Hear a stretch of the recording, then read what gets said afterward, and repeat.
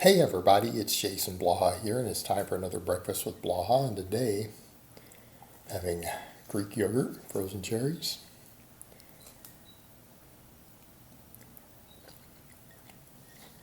All right, let's talk about training minimalism. This is something people brought up in some of the videos I've done discussing why linear block periodization is really good to get really strong real fast and then break you. In other words, sorry, I got my nose itches. In other words, it is due to the high specificity of it and low exercise selection. Usually these sort of training systems do get you very strong. They can put a lot of muscle on you because, let's be honest, doing a bunch of tens, even for blocks on squat, bench, and deadlift, and rows, or pull-ups, will get you big. They'll get you big real quick. You're going to have lagging muscles and you're going to have overuse problems though. And the issue with these systems is that the way they're done, they don't always leave a lot of room for supplemental work. You're usually doing so much squatting and benching that you don't have a lot of room for rotating exercises. You just don't have it there. And so it tends to work due to the high specificity. But number one, you don't get quite as big as you possibly could have being well-rounded. Number two, you break. You do break. So I've had people say, well, Jason, couldn't someone use minimalism? And again, for those who understand, training minimalism doesn't mean you're not coming in and spending hours and hours a week at the gym. It means that you're not doing a lot of exercise variation. You literally might only be doing 4 to 6 exercises per week. And so they're like, couldn't you build a base? Maybe do that in your formative years, and then before you break, switch over to something like conjugate. And I actually would agree with that. I would agree with that. But here's the issue.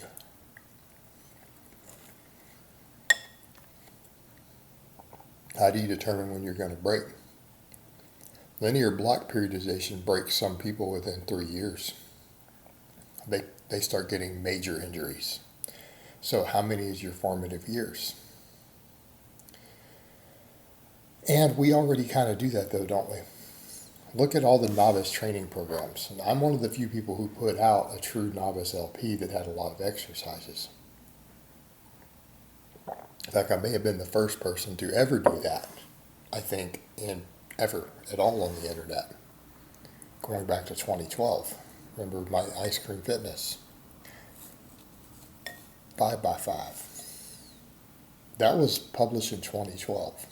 For those who are unaware, that's when it originally came out. My OG channel. And then some websites and stuff published it. But outside of that, most of them do that. Strong lifts. I believe there's 5 exercises. Starting strength, there's around 6. What do we have? We have squat, bench, deadlift, press, clean, chin-ups. 6 exercises. Okay. That's exactly, those are minimalism. Those are examples of training minimalism. And they're a lot of volume. You're squatting 3 times a week.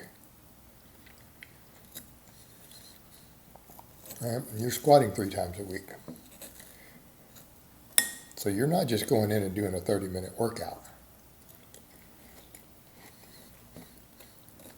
It works for novices, so you could pull this off. It's fine. That's why we have these systems. But what I'm saying is when people say formative years, I don't think that's wise. Now, I know people who've been doing it for a long time, who are brutally strong, still not hurt. And at least one guy who I know who was well known for this back in the UK, who did build elite strength doing it, he's now being coached by Tom Martin and doing something different after years of doing it. So even he eventually moved on. One of the strongest guy I personally know who did linear block periodization doesn't run it anymore. He's one of my bro Tom's clients. And yes, I know Tom. And we get along. He's a good guy. referring to Tom Martin, the deadlift world record holder. So, yeah, this guy's being coached by Tom now. Not doing that training system anymore. So here's the thing. I mean, eventually you're going to want to change from it. And I would say sooner rather than later. Now, could someone run some linear block periodization still after they do 6 months of novice LP? Sure. I had one out, and I had people who said, yeah, I got real strong on a couple of cycles of it. I put one out like 8 years ago. It's free. I don't endorse it anymore. But I put one out. They're not that hard to set up. But here's what I would say. If you're not ready to go to conjugate, I think, let's come back over, why couldn't you just switch to 5-3-1? Right? You could do that. We're still putting a heavy focus on the basics, but we've lost the minimalism. Okay? Now, there's still a heavy focus on 4 classic lifts. There's a lot of supplemental work, right? You are doing supplemental work unless you're running some of the easy templates, the minimalist templates that exist for it, which are not most of them, right? You're still doing supplemental work, and there's quite a bit of it, and you're rotating it. You have the option to change different things. And a lot of the supplemental lifts that are recommended are ones that it's harder to get overuse on. And I don't think people realize that. A couple examples. Dumbbell presses. Dumbbell rows.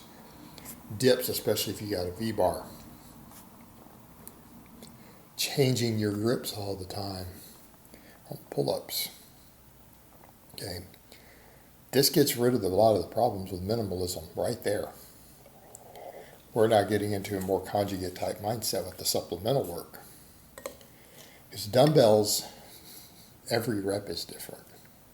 Overuse is actually fairly low on big dumbbell exercises. Now, single joint dumbbell exercises overuse is really high. Multi-joint ones, because the path changes as you get more fatigued. Something like a V-bar dip, because if you're gripping it differently each time, which you're going to do, unless you've marked it with rings, which is, again, bad, your grip was going to change all the time. Okay, you're getting more variation on a lot of these things. And I'm using that as 2 examples. Probably a wiser choice of systems, instead of just sticking with some linear block periodization. And it's proven, and it has a lower injury rate. Okay, that's more of what I would recommend, rather than trying to stick out, hey, can we, just do minimalism during 3 or 4 of our formative years by doing linear block periodization. And it get hurt. And I know firsthand. I have experience with minimalism.